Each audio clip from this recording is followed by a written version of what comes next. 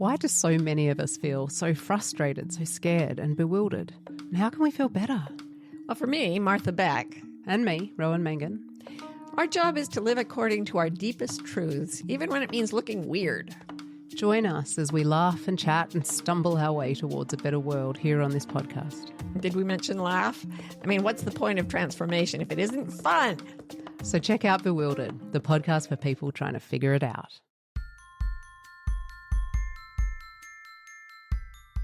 Do you want to make creative projects that make a difference in the world? Work that shows the true beauty of humanity and the goodness in the world. If this sounds like you may fear that it might not reach the audience it deserves because the algorithm seems to reward divisive and fear-mongering content.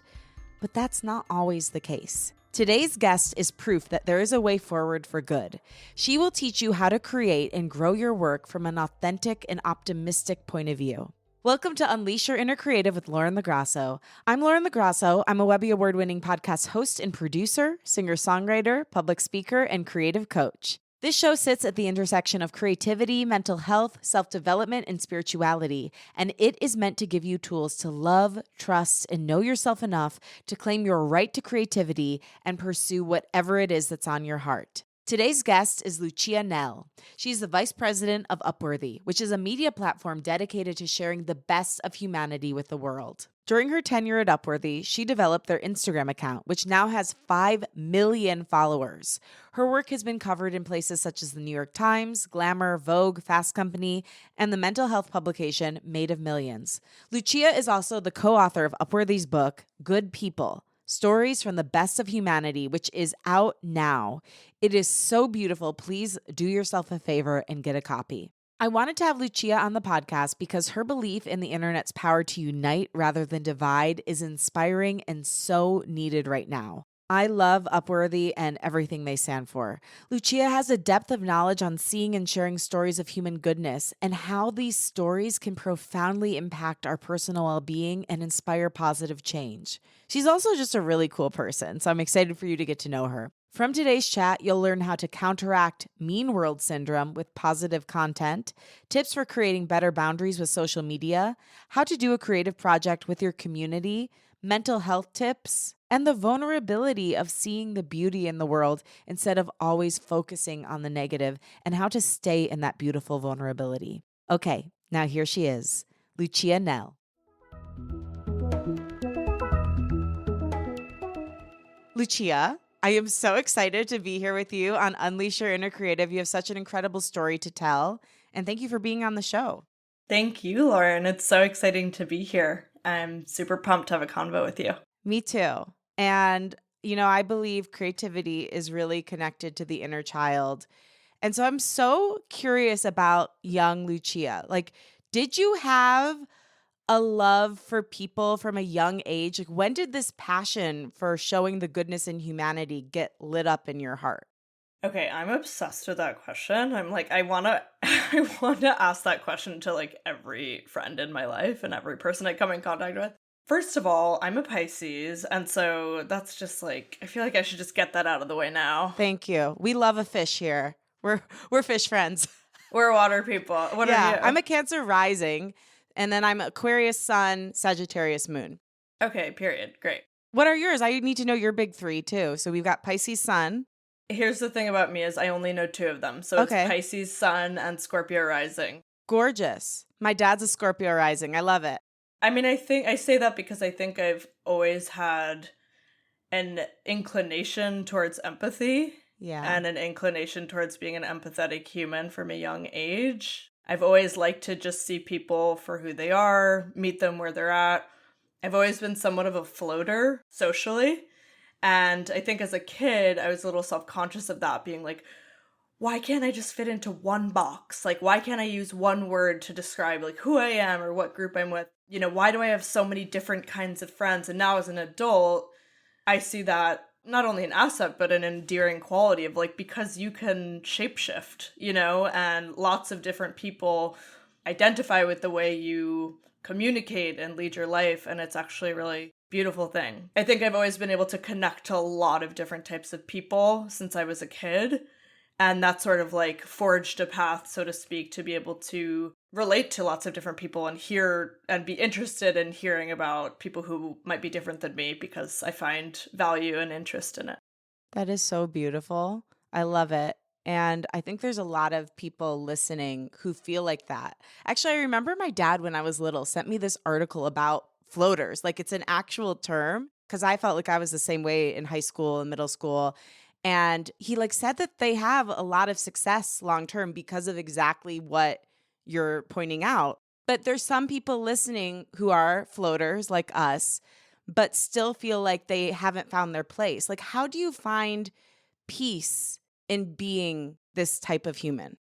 A lot of it depends on my mental health, actually. If I'm feeling sort of like down about myself and down about the world, the floater piece comes out as an insecurity. You know, as sort of like a negative view of like, why don't I fit in anywhere? And on the flip side, when I feel really confident and stable, I'm like, this rocks. I can hang out with my friends who do this thing. I can hang out, you know, my best friend from college, I'm a dancer, and my best friend from college is like this all-star lacrosse player. Totally different worlds. And I used to sit with the lacrosse team in college for meals sometimes as like the weird, freaky little dancer friend who would just like tack on. Because I was like, this is cool. I like these people and they're different than me and who cares? And then I would go back to my dance world and vice versa.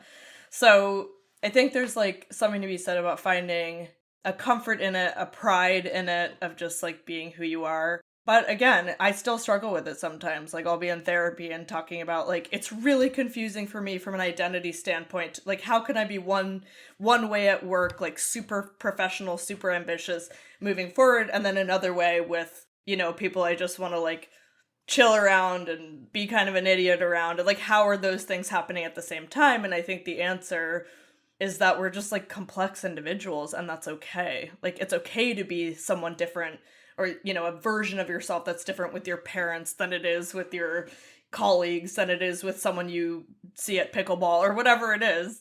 Just sort of giving yourself permission. It's hard, but it's empowering when you can find a way to do that. It's true. It's like, it's not like you're shape shifting. It's like, to your point, you're an empathetic person who, when you're around certain personalities, you pick up on the energy and then embody that energy. It's something interesting because I know you interview people too. Like a lot of times I'll think like, oh my God, I just had a terrible interview. I did such a bad job. And then I realized I was actually picking up on the energy of the person I was interviewing. Because when I listened to it in post, it was good interview. I'm like, oh, they were just feeling really nervous and I was feeling nervous because they were feeling nervous. So it's an interesting thing. Yeah. But like self-acceptance and like knowing that being multi-passionate and multi-hyphenate is a gift, not a curse. Remembering that, trying to remember that is good. One thing that I love that you do that really shows who you are is in your bio, you have that you're a dancer and a choreographer. And I love that for so many reasons because first of all, it's true. But second of all, I feel like a lot of people, to your point, get into some sort of, even in the best corporate environment, a corporate environment, and feel like they have to just like detach a piece of who they are and leave it at the door. Talk about how dance lives in your life and why having it at the forefront of your identity is important to you. So I started dancing when I was 8 years old. I took ballet classes, as I think a lot of kids do. But there's something that just worked for me about it. I love the performance aspect. I was kind of a ham as a kid, definitely still am, which I can reveal to you later, which will come out, definitely will come out later. But there's something in like embodying movement too that has nothing to do with like what's coming out of your mouth. Communicating through movement and communicating through your body, I think, is really powerful. I've used dance as a tool, mental health tool, to self-regulate. So it's something that's like completely outside of work that taps into who I am as a person and actually who I was as a kid and carrying that forward. Without the title, without the company, without the, you know, interviewing the celebrities. It's like, this is a constant for me. And my hope is that it'll be a constant throughout my life, regardless of, again, where I'm working, social status, etc. What I figured out, again, as a mental health tool is I go to this class every Sunday with this amazing contemporary teacher named Melissa Shady. And it's become this routine for me that has become so important for self-regulation. Yes, because of the exercise and the music and the celebration and the sweat and it's so fun, but also because I know every single week, regardless of how the week went, there's something that's going to bring me back to who I am and bring me back to a place of finding the joy for me, nothing to do with anyone else. And so like identifying the thing that brings you joy, or me joy in this case, and then creating like I don't want to say practice, but just like putting it in a routine kind of often, like weekly, has been really helpful as like a resource to tap into that's, again, completely outside of like the 9 to 5. I love that so much, Lucia. Like the thing that I've been working on for the past 2 years has been trying to take my worth out of my achievements. How do you balance being an ambitious person and being a highly accomplished person with remembering that who you are is the best thing about you? It's really hard. It's super hard. And in fact, in the story that I wrote for the book, as I'm sure you saw, I, experienced mental health episodes throughout my life. And 2 of the biggest depressive episodes I've experienced were a direct result from burnout, direct result from achieving, pushing, hitting numbers, because I knew I was good at it. And so there's something that's rough around this duality of like, you can be good at something, but also recognize that it's not good for you. I want to write that on a t-shirt. Yeah. I don't know. It's our society, especially American culture, is like so obsessed with productivity, and capitalism just reinforces that like live to work sort of mindset, not work to live. And it sets up like the wrong expectations. It sets up the wrong standards for how we're meant to be successful. To me, successful is like, yes, being ambitious at work, etc., but also finding a sense of calm and value in a way that has nothing to do with your job. Yeah. And it's just so hard. I've been thinking a lot about the whole like saying work-life balance. I'm like, me too. Really? I think about that all the time. I'm like, that is so messed up. Like, who came up with that? Is not work part of life? Like, Literally. We don't say, relationship life balance or joy life balance, or like, it's odd. And it's odd that we've all just been like, oh yeah, that's a normal thing to talk about. Totally. It's just become like colloquial at this point. And like there are studies about it and books about it. But yeah, it's like stepping back and asking that question. A, who came up with that? It's like bizarre. And B, like recognizing that it's reinforcing the wrong idea of like work and life. How is that like a parody? It's like, it's, to your point, work is just like one aspect of life. Very odd. Totally. But your work is also just like something that really brings in the beauty of life. Like I have to tell you, this book destroyed me. I had to take breaks because I was crying so hard because it was so beautiful, really. And so for those that may not know, if they've been living under a rock, can you just first describe what Upworthy is and what you do there? Upworthy is a media company dedicated to sharing the best of humanity with the world. And so we've sort of staked out our ground mostly on social media and have become a hub for things that remind you of what makes us all human. So regardless of where you stand politically, culturally, socioeconomically, where you're from, etc., if you have a beating heart, most of the things on this page you can relate to. I'm really proud of that because the content we put out there is around just like human experience, human values. So it's like we all want the same things at the end of the day. We want safety, security, roof over our head, family, community, love and human relationships, etc. And we've created this community and comment section specifically that is really rooted in like joy and respect and celebration and empathy. And it's just like unheard of on the internet. You don't see that on the internet for the most part, 99% of the time. Not at all. And I'm just so curious because I know one of your specialties is figuring out how to build community and how to like scale online. How on earth have you done that with goodness? Because I get frustrated as a creator because I feel like because I'm not out there saying like controversial or hateful things, a lot of times I get buried. And I'm like, I want to do something good. How can I make people care? But you've done it. So can you share a little bit about that?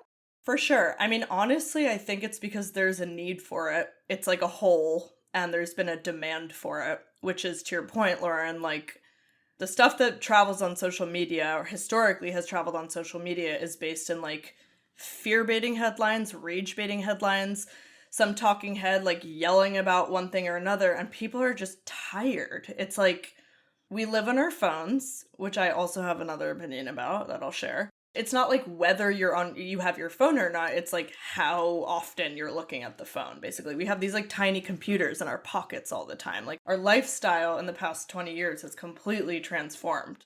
There's just this inundation of information every microsecond, millisecond, and we're not meant to consume that much information at one time. You know, think about like even 10 years ago or 15 years ago, it's like people would get the newspaper every morning, read the newspaper, and then like recycle it and then go about their day. And now it's just like we have crazy like freaky newspapers in our brains nonstop like every single second of every day. When you were talking about the newspaper and recycling it just sounded so peaceful. To be fair, it's like it's given you an opportunity to be present. You're holding something. It's why we made a book, which I'll talk about, but it's like you're physically holding something. It's tactile. Another one of my catchphrases is, you can't touch the internet. Oh my gosh. Do you want to hear something I just said? I was sitting next to my boyfriend and go, isn't it weird that everything in here is fake? And he goes, I never thought of that. No, like, it's literally just like a portal that you can't touch, you can't smell it, and like, we literally are obsessed, you know, absorbed in it. It's just like how the world works now. There's so much information, 99% of it makes you feel pretty horrible and defeated. You know, Upworthy's been around since 2012. We started with like the Facebook boom and Fast Company called us the fastest growing media company of all time. No big deal, because we cracked the code for Facebook of like when that was sort of like the, you know, Facebook was king and queen. And our articles at that time were just, again, spreading information and news that you weren't seeing in traditional media. It was about things that were like lovely and good happening in the world that the news wasn't showing, but also not shying away from issues. It was showing like we were showing really real issues, but also including information about having a solutions-oriented lens on real scary issues. And so you're leaving people with a sense of hope versus a sense of like, cool, then what's the point of getting out of bed? And so that's sort of the first iteration of our company. And then when Instagram started to get more popular, we said, okay, let's build this out there.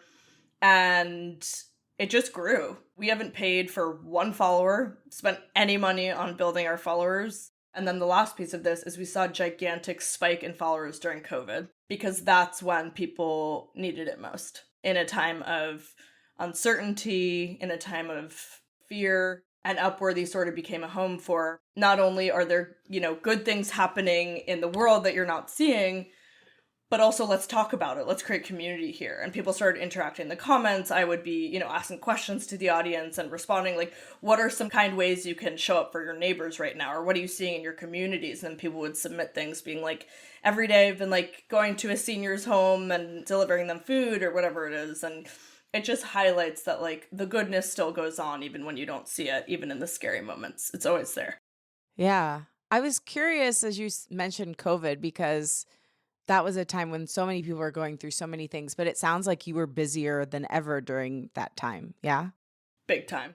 And how was that? Because I'm sure it was beautiful because you were part of something so important, but also it was really easy to just work around the clock during that time period. If you did have a job, if you were lucky enough to, how did you get through that? And yeah, I'm just curious to hear a little bit of your experience.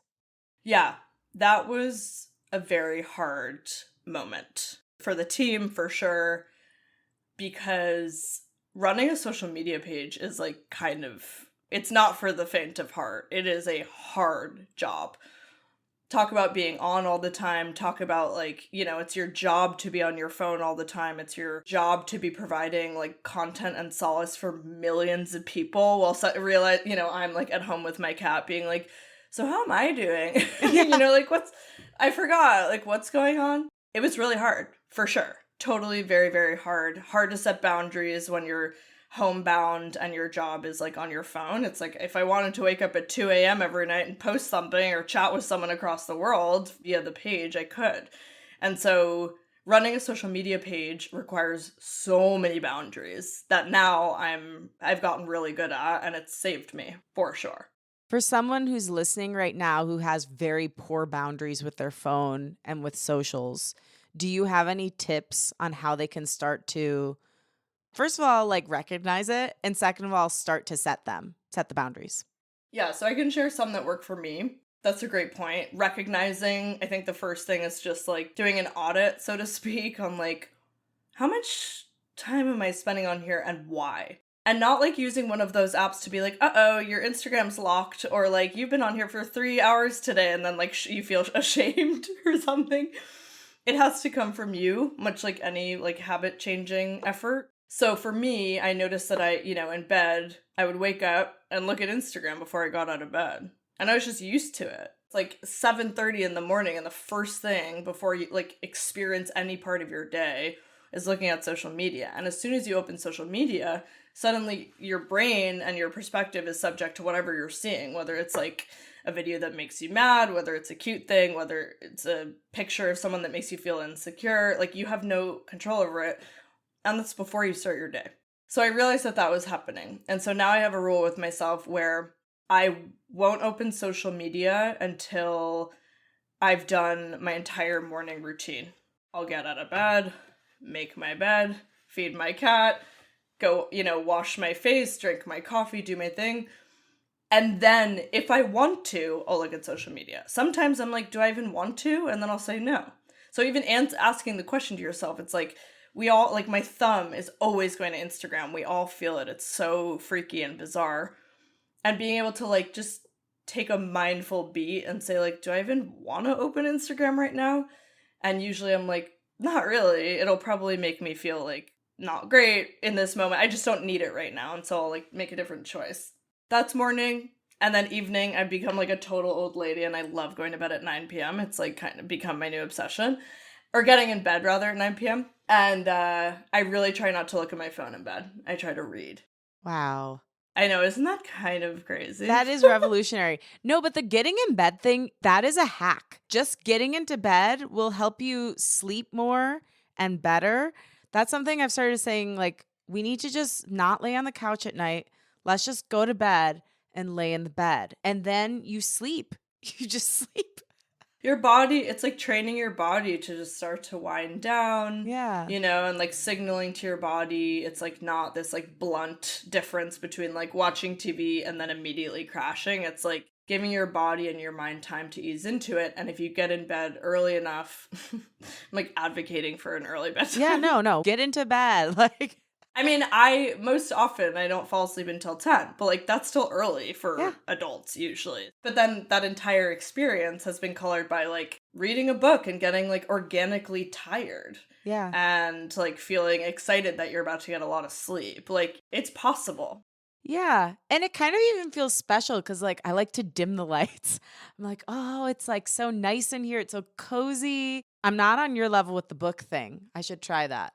Let me tell you something. We go in and out with books, although for a long time I like didn't read books for a while. There's no shame. I was just like busy. It's all the things. It's like that goes converse to what we're talking about with phones. It's like easier, instant gratification with phones. But with books, well, first of all, I have to plug. Here's my Show little the book. Oh my gosh, I didn't even realize I match it. Oh wait, stunning. Oh my god, you're wearing Upworthy Sunrise, as we say. That's our color. Oh my gosh, beautiful. Upworthy Sunrise. Yeah, so with a book, again, there's something about like having something you can hold. Books smell amazing, and it's just like a more sensory experience, and it's personal. Yes. It's just, this is a one-to-one, much like dance for me. It's like, this is a one-to-one. It's not, you're not participating in a conversation, replying to like someone's story or a group chat or whatever it is. It's like carving out like tiny moments that are just personal and don't have to do with like other people or other things in the world, I think is really important. Well, and speaking of your book in particular, I want to get into how you wrote it and how it came to be and what it is. But I just have to highly recommend for anyone considering it. It's a great book to have a physical copy of because reading a couple stories a day is like kind of like that could be part of your morning routine, honestly. It's just to be like, okay, I know I'm going to go out into the world. Maybe some things will be challenging, but here's my little jolt to remember that humanity is generally good. Totally. Yeah, absolutely. And we've been getting some early reviews, which has been so exciting, being like, oh my God, this is impacting real people. But they've said similar things, which is like, I've been reading like 3 stories in the morning or something. And it's just such a good way to help set my mindset for how my day can go. Like what possibilities are out there versus like going into the world with a sense of feeling defeated. One woman said this should be a daily devotional, which I was like, wow, that's the biggest compliment. I would agree with that. So tell my sweet little listeners, how did you and your co-writer, Gabe, right? Mm-hmm. How did you two conceive of putting this collection together? Yeah, just tell me how it came to be and what it is for people who don't know. Yeah, totally. So Gabe is my bestie at work, and we've collaborated on all sorts of things. He and I would ask questions to our audience. So we would pose these questions over the years to our audience. For example, what's the kindest thing a stranger ever did for you? We'd post that on Upworthy. And every time we did it, we would get thousands of responses. Everyone has a story, and then people would get inspired by other stories and share theirs. This reminds me of someone that I knew, XYZ. And then we were like, wow, there's eagerness from the audience to share these stories of goodness and participate in this sort of movement, as it were, to show the good and shine a light on the good. And so we started asking more questions with a sense of intention and see how many beautiful responses we could get. So over the course of a year, we posted questions like, who's that teacher who changed your life? Or what's a little thing someone did that had a huge impact on you? Tell us about a time someone lifted you up when you were at your lowest. And so Gabe and I would rifle through these comments, and they were just so gorgeous, but they were like a few sentences, And so many of them, we wanted to know more about these stories and understand. And so we plucked out a handful of comments. It ended up being now 101 stories in this book, reaching out to members of our audience saying, hey, can we learn more about these stories? Because what I forgot to mention is Gabe and I would take screenshots of comments and text them to each other and be like, this should be a book. Like, this is like, these are crazy, like so profound, so beautiful, and you can see on social media, it's like if a comment is popular, it gets like 1,000 likes or something. So it was like the nature of the comment section also helped buoy the ones that were like super profound. And so we said, okay, then why don't we make a book? So we went through the process of, putting a book pitch together. We ended up getting an agent, a publisher. It's being published with National Geographic, which is so cool. Dream come true. Like, so amazing to work with the team there. And then we worked with a handful of amazing writers to build out these comments and then interview the folks who left the comments and build them out into short stories. Okay. That makes sense because, like, how are all of your commenters the most prolific, beautiful, poetic writers? I mean, that makes more sense because it's like, how are these all also in the same world? Like, they all have distinct voices, but it's somehow in the same tone. It's like a through line. Yeah. Totally. It was so beautiful, though. So what was it like having this sort of crowdsourcing approach to creativity? It's so encouraging that these stories exist, and we were just able to act as sort of like a spoke or a hub to have them gravitate towards one thing. Like, we were able to unlock and give folks permission, so to speak, to share them. And so what's so cool about it is knowing that, like, every human being on the planet has a story like this, has a story like, whether it's a stranger, a teacher, a friend, a neighbor. Everyone has a story like this.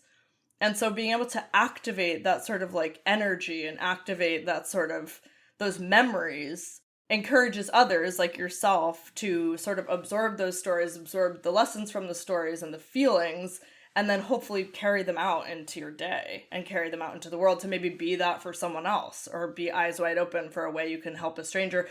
And by helping a stranger, for example, it doesn't need to be like a big thing. It can be holding the door open You know, it can be picking up something someone dropped. It can be letting someone cut in front of you when you're driving your car. I love that stuff. I'm just like such a geek about it. It took a human 1 second to be like, that's an easy way to be courteous or an easy way to be nice to someone. And it's really ingrained in us. We don't even realize it. It's true. I also was thinking about as I was reading this, and literally, I'm not kidding you, I was like sobbing. I had to take sob breaks so I could just like wipe my face off. We love a sob break. We love a sob break. They happen very often around here. I was like, oh, I think part of why people gravitate to the negativity, I mean, there's a million reasons, but part of it is it's actually quite vulnerable to believe that people are good and to open up your heart in this way where it can affect you like this. Like to go out into the world and first of all, to like try to be that goodness and then to receive it is very vulnerable. And I just wondered if you had any thoughts on that, because it's actually a lot less vulnerable to go out there and be like, people suck, everyone sucks, the world is terrible. But to open up your chest and open up to the possibility of people are actually overall really beautiful. Yeah. That's vulnerable. You know, being able to give people the benefit of the doubt and just say, like, we're all doing our best. And deep down, we all, again, going back to the Upworthy ethos, it's like we all kind of want the same things. I think cultural conditioning, especially in this country, actually has led us to feeling more closed off and more private. And it depends on, like, what city you're in, I think. I think some cities and states are more open than others. But yeah, there's certainly this inclination towards an assumption that people are mean or bad or not generous or giving, and so you're not sort of in that mindset as a result. I think part of the fear of being open is being scared to be viewed as Pollyanna about the world and looking at the world through rose-colored glasses. You know, you could point to a million things being like, how can you say people are good when X is happening? Or how can you say people are decent when Y is happening? But I think what people need to understand is there's complexities, there's nuance to the human experience. It's not just black or white, good or bad. And if you're thinking in that way and you're making these like broad generalizations that people aren't good, then that's how you're going to see the world. It totally colors your perception of the world. 100%. If that's all you're seeing, then it's a self-fulfilling prophecy of that's what you're going to see. Yeah. And on the flip side, if you're saying like people are generally doing their best to be benevolent and friendly, you'll start to like notice more of that around you too. Again, even in the micro moments, rather. I love so much of what you just said. I mean, I was going to ask you how much of this seeing the good is literally just perspective. Like, if you believe you're going to see more good, you will see more good. If you're looking, I one time heard a spiritual teacher say, if you're looking for a monster, you'll find one around every corner. Totally. I think the same is true if you're looking for a good person. Like, and I don't think you should be Pollyanna. Like, I was like that when I was younger because I was and I hadn't experienced as much of life. Now that I've been through life, I call myself an angsty optimist. Like, I believe the best possible thing is always possible, but I like to acknowledge the pain along the way because that is also real. And I don't think you have to choose one or the other. You can believe in the goodness of humanity while seeing some of the treachery and say, like, this is what we could be and this is what we're fighting for. It's about being solutions oriented. So it's not about sticking your head in the sand. Like, the last thing we'd want to do is to just keep pushing, or push at all, just like puppies and rainbows, when we know that that's not what we do. But you know what I mean? It's like when something really tragic happens, that makes us look Pollyanna. And that's not the kind of value we want to project on people, put your head in the sand. It's about creating a counter narrative and a counterbalance to all the stuff you're seeing that feels really awful. Yeah. And to your point around, I love that you say anxious optimist. Is that what you said? Angsty optimist. I use a term, I like to describe our community as realist optimists. So I love that you said that, which is, again, acknowledging that there are super real issues in the world, but trying to approach them through a sense of we can fix them versus we're doomed. Yeah. Because otherwise, what's the point? Literally. I also was going to mention there's this term called mean world syndrome. Yes. That we talk about a lot. Tell me more, because I had that written down in my questions too. So it's exactly what we're talking about. It was a term coined by a professor at Temple University called George Gerbner in the 70s. And basically he came out with this paper that said, if all you're being exposed to is negative headlines and fear-baiting media, you're more likely to see the world in that way. You're more likely to see people as scary, and you're more likely to operate from a place of fear and defensiveness. And so we're sort of pushing the narrative forward of what it looks like on the flip side of that. You know, if that's been proven to be true, can the other side of it be true too? I was reading a deck that your rep sent over, and she was saying some of like the real life benefits of taking in your content. Do you happen to know any of those stats? I do. So we ran a poll with our audience in asking them if they felt better after being exposed to our content. 98% of them said yes. So nearly 100% of people in our audience, on Instagram it's 5 million people, said, yes, I feel much better after seeing content that's rooted in goodness and human decency. Of those people, we said, does our content make you feel more optimistic about the world? 90% of those people said yes, which is crazy. I mean, it just shows that, you know, to the point about mean world syndrome, it's like, we're a media outlet. And so, an independent media outlet. But by exposing people to content that, again, makes them feel more hopeful about the world, it changes the way they feel about the future. Like 90% of people were more optimistic about the world. And so there's just a lot of power in it. And I'm very proud of how we wield that power responsibly. The last piece is 95% of people felt motivated to engage with people in a kinder and more understanding way after seeing Upworthy content. You know, it's the theoretical, but it's also the tactical. And that's the part that's just like so cool. So cool. Hey, creative, if you love the show and it has meant a lot to you, could you do me a favor? Rate and review on Apple, give it a review on Spotify, share it with a friend. These things all make a major difference in a podcaster's life and in growing their show. And I really want to build up this community of creatives who love, trust, and know themselves, and love, trust, and deeply know others. So if you could do that and share the show with someone you care about, that would mean so much. All right, I love you. For anyone listening who wants to start, if they haven't already started, shifting their creative work toward the type of ethos that Upworthy has of proving that people are generally good, the world is, there's a lot of beauty here. What's your advice to them on how to make an impact in a climate that mostly still values divisiveness? Depends on what kind of impact. Like, how can they grow their work or grow their page while in 2024 in the climate we're in? The less corporate, the better.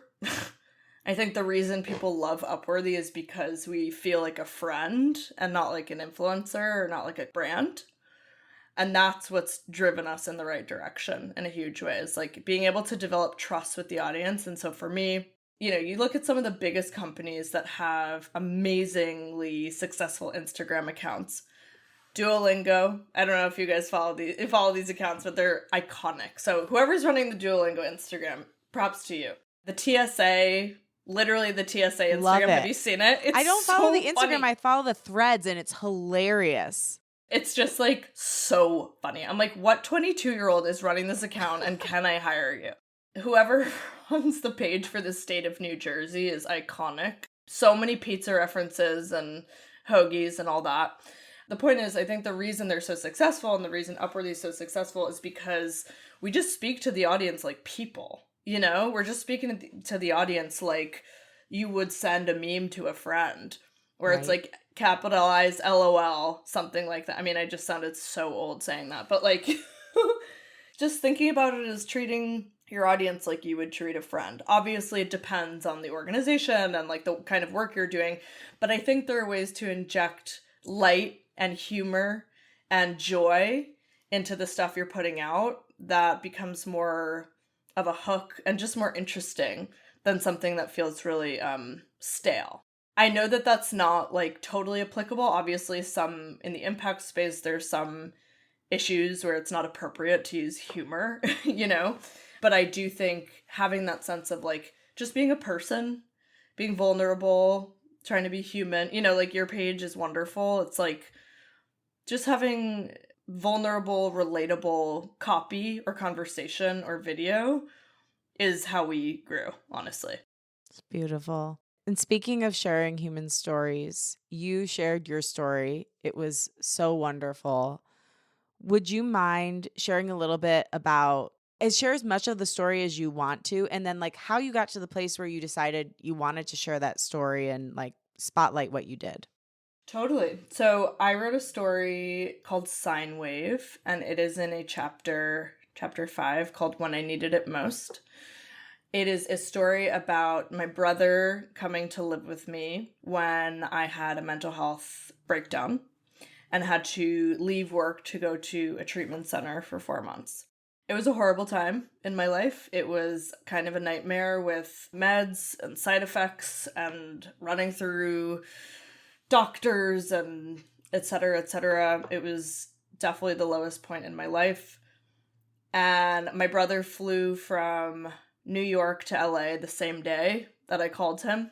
He got on a plane that day. He had experienced mental health. I know. I love when you said in the story, he goes, I'll be there in 8 hours. No, he's like the greatest sibling I could ask for, besides my other 2 sisters. Shout out. Shout out. You know, he moved in and he held me through this time that was like a really horrible, difficult time. You know, it's tied into what we're talking about of like having to leave my job. That was a whole other mental hoops to go through of like, who am I without my job? You know, there's all sorts of mental health stuff related to that. What were you doing at that time? I was at Upworthy. I should have mentioned that. I've been at Upworthy for 10 years. I've been here for a decade.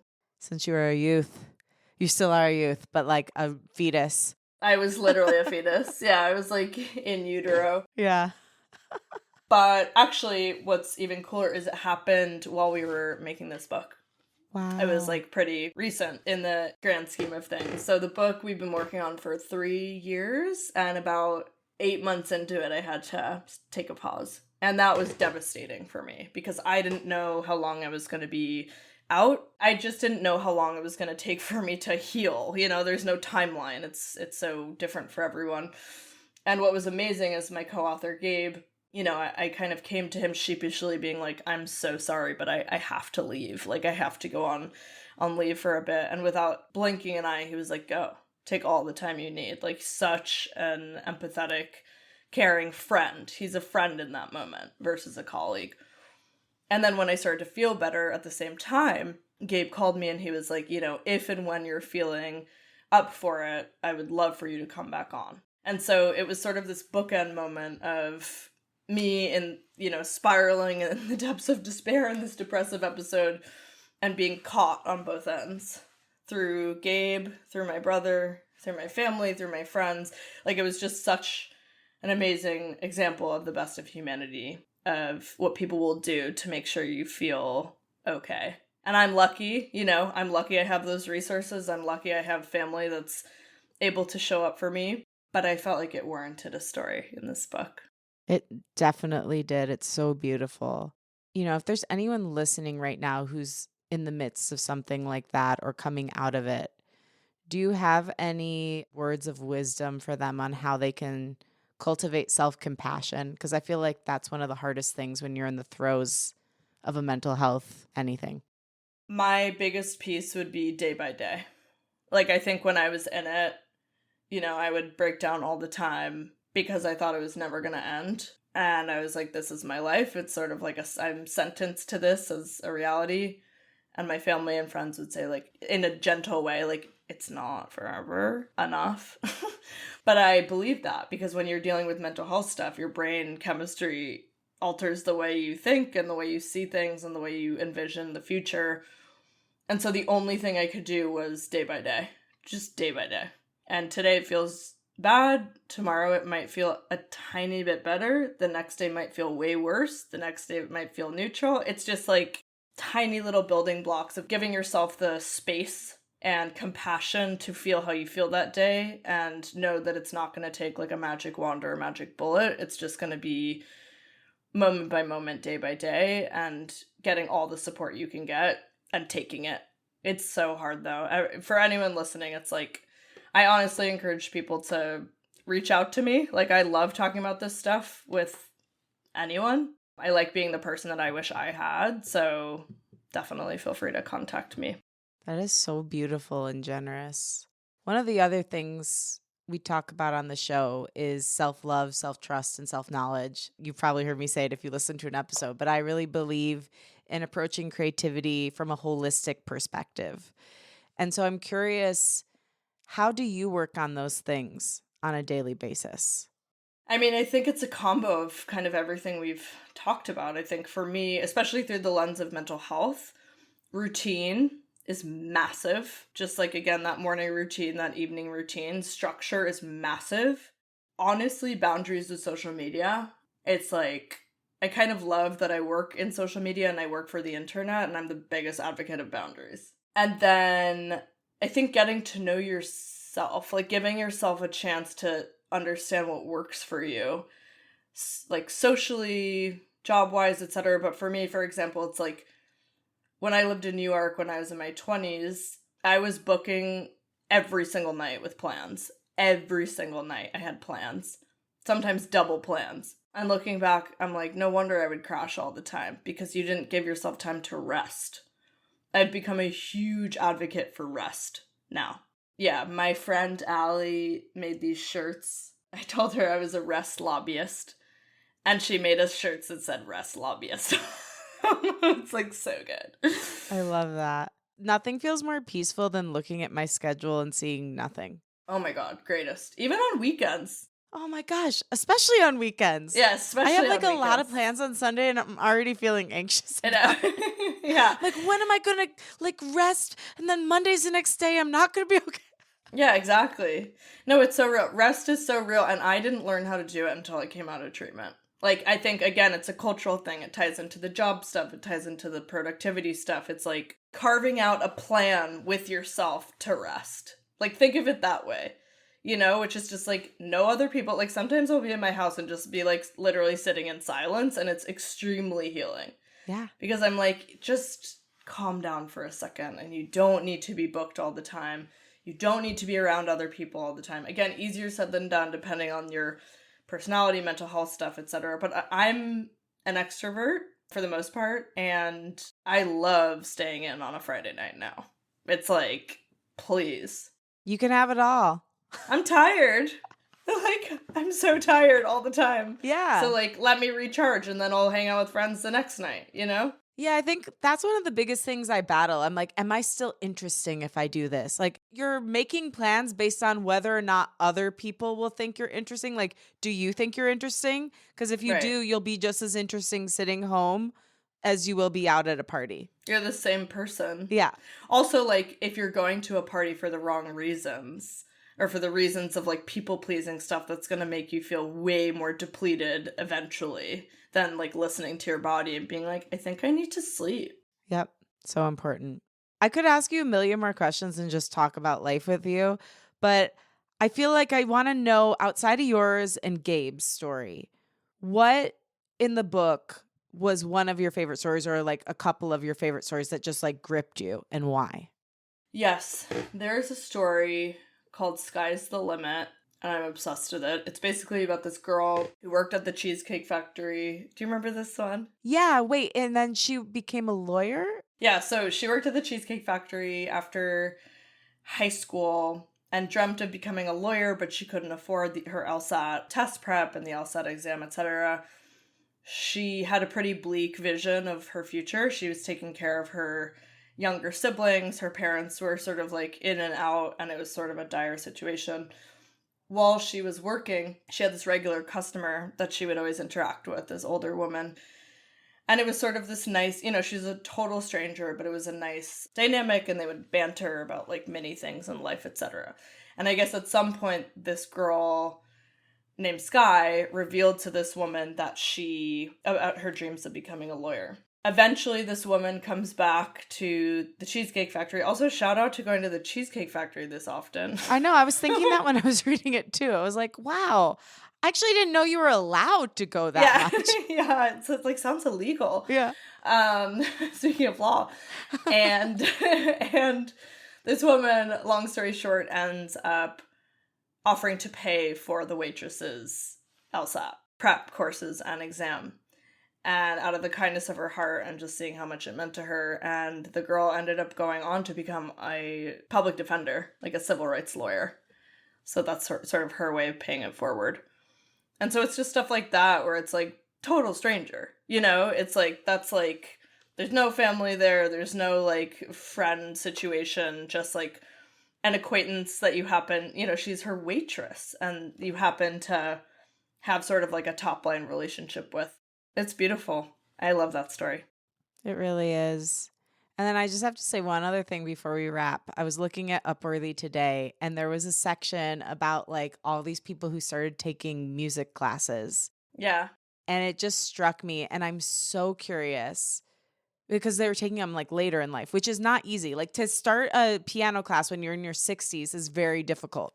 Yeah. Do you have any favorite Unleash Your Inner Creative stories that you've seen either through the book or on the page that you might remember and want to share? Yes. Well, first of all, I love that. Some of our most popular posts are about starting something later in life. So it's like someone who, you know, got their law degree at 50 or something. It was like a dream of theirs. Or someone who's learning to paint and showed their painting when they're like 45 or something. People love that for all the reasons you just said. It's like, we have this bizarre concept that like once you pass a certain window, it's too late to start something. And it's like, really? Because like, it's just life and you can try it whenever you want.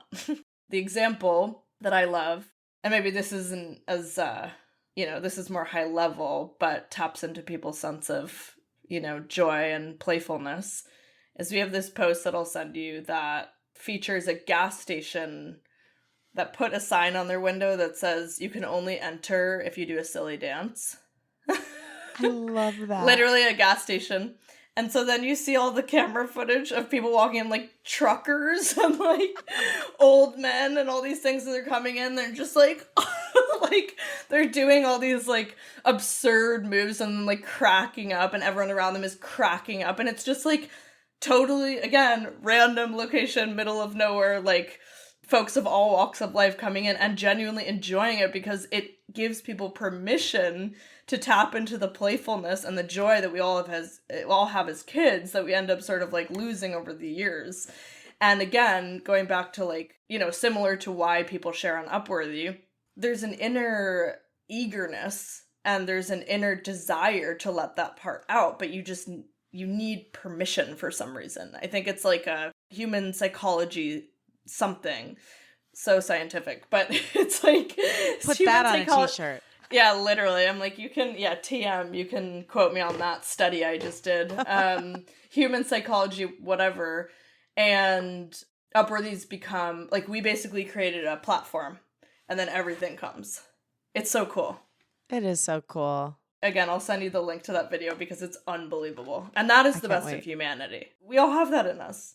We do. Everyone can dance. Everyone can sing. Everyone, you know, it's like all the things that are enjoyable that have nothing to do with, again, job status, etc.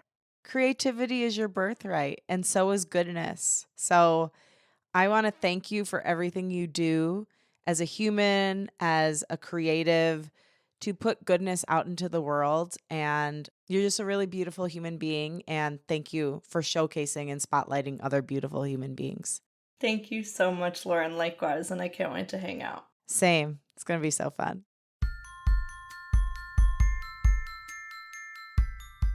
Thank you for listening, and thanks to my guest, Lucia Knell. For more info on Lucia, visit her website, luciaknell.com, and follow Upworthy, @Upworthy. You can get her new book, Good People, Stories from the Best of Humanity, wherever good books are sold. Thanks to Rachel Fulton for producing today's episode. Follow her @Rachel M. Fulton. Thanks to Liz Full for the show's theme music. Follow her @Liz Full. And again, thank you. If you like what you heard today, remember to rate, review, and follow the show on Apple Podcasts, Spotify, or wherever you get your podcasts. Share the show with a friend and post about it on social media. Tag me @Lauren Lagrasso and @Unleash Your Inner Creative, and I will repost to share my gratitude. Also tag @Upworthy so they can share as well. My wish for you this week is that you focus on the positive stories around you and share them with others. Small acts of kindness and positivity can make a big difference in how you and those around you experience the world. I hope you also make work from this point of view. Make creativity from the point of view that humans are generally good, because I really believe they are, and I hope you do too. I love you, and I believe in you. Talk with you next week.